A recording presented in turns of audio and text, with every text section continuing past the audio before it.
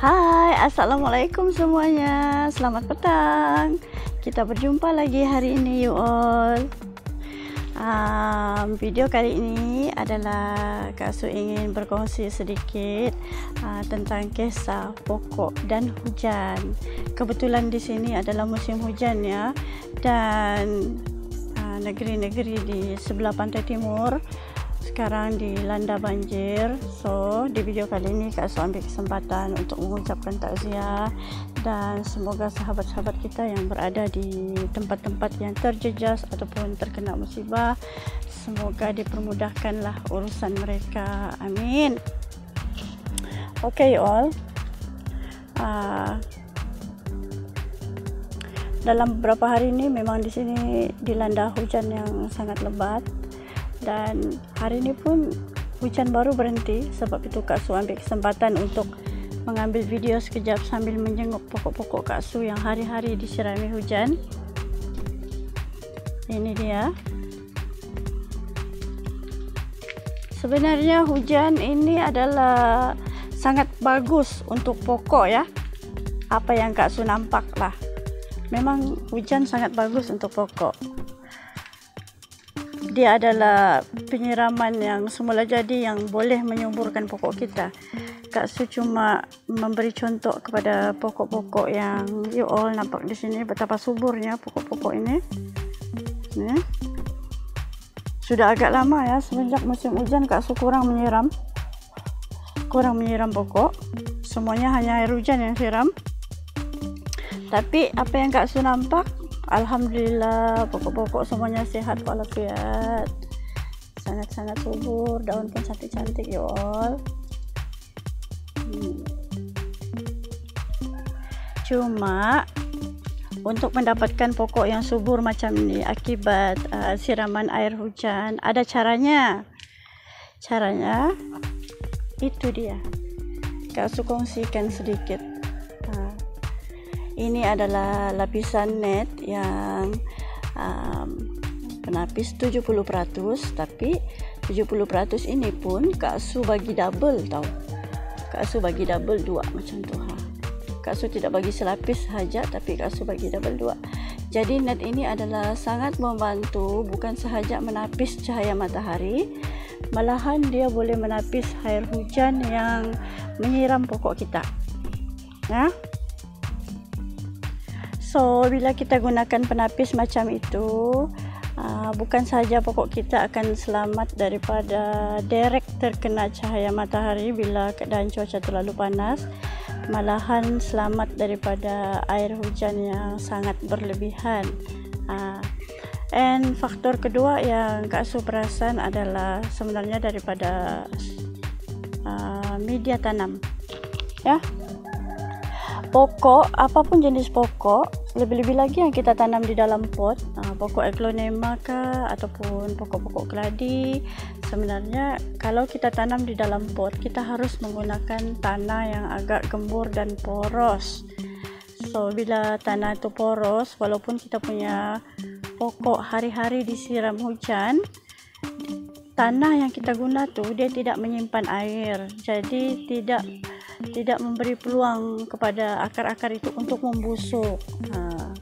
Jadi bila kita gunakan tanah yang poros, air itu dia hanya singgah sekejap dan terus mengalir keluar. Dia tidak akan stay di pokok kita.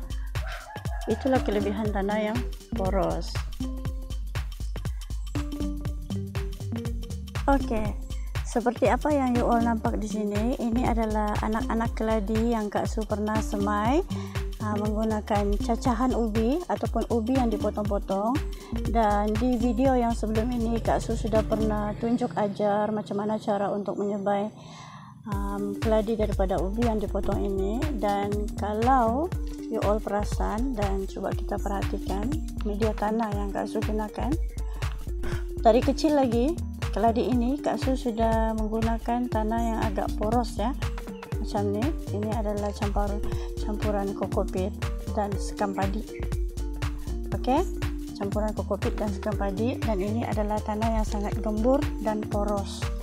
Lebih-lebih lagi baby keladi ini dia agak sensitif sikit. Jika berlebihan air kita takut ubi keladi ini akan membusuk, tapi dengan penggunaan media tanah yang sesuai, alhamdulillah pokok-pokok ini membesar dengan agak sehat dan subur ya, seperti yang you all nampak. And then Kak Su tidak letakkan dia di tempat yang terlalu redup ya. Contohnya macam ni, kita naik ke atas, you all boleh nampak keadaannya di atas. Itu adalah dahan-dahan pokok. So bermakna anak-anak keladi Kak Su yang ini, Kak Su cuma letakkan di atas meja. Kak Su cuma letakkan di atas meja macam ni dan tidak bertutup, dan hanya berteduh di bawah pokok yang rimbun macam ni. Okey, dia dapat sedikit cahaya matahari dan dia dapat juga sedikit air hujan. Yang ini pun sama seperti yang tadi. Kalau you all boleh kenal pasti ini adalah anak-anak keladi apa ya? Kalau ada yang tahu, pasti ada yang tahu kan? Ini anak keladi apa? Comel-comel loteh, dan ini adalah keladi yang berharga bangsawan, ataupun kalau di mana? Di Indonesia orang cakap ini adalah harga sultan. Ini pun Kak Su semai menggunakan cacahan ubi. Okey, cacahan ubi yang Kak Su potong-potong, dan inilah hasilnya. Sama juga media tanam, Kak Su gunakan tanah yang agak poros macam yang you all nampak, kokopit dan sekam padi. Ini supaya keladi ini dia tidak membusuk dan tidak menyimpan air. Di sini pun ada juga. Di sini adalah anak-anak keladi liliput. Mesti tahu ni. Ramai yang tahu ni keladi apa kan? Keladi liliput. Dan di sini ada pelbagai jenis anak-anak keladi yang lainnya. Okey. Jadi tempat yang Kak Su simpan pun sama juga macam ni, di bawah pokok. Di bawah pokok, jadi dia masih mendapat cahaya matahari dan masih terdedah dengan hujan ya. So di video kali ini tadi itulah yang Kak Su ingin kongsikan kepada you all tentang pokok dan air hujan. Jika sebagai pemula-pemula yang baru berjinak kepada tanaman hiasan tu, mulai dari sekarang you all tidak perlu takutkan hujan. Jika pokok kita sentiasa disiram hujan, jangan takut, pokok itu pasti akan hidup subur. Cuma rahsianya media tanah harus sesuai dan tempat kita meletakkan pokok keladi pun harus sesuai ya. Okey, terima kasih kerana menonton video ini. Setakat ini saja perkongsian Kak Su. Jika korang suka dengan video ini, jangan lupa subscribe, like dan share. Kita berjumpa lagi di next video. Bye.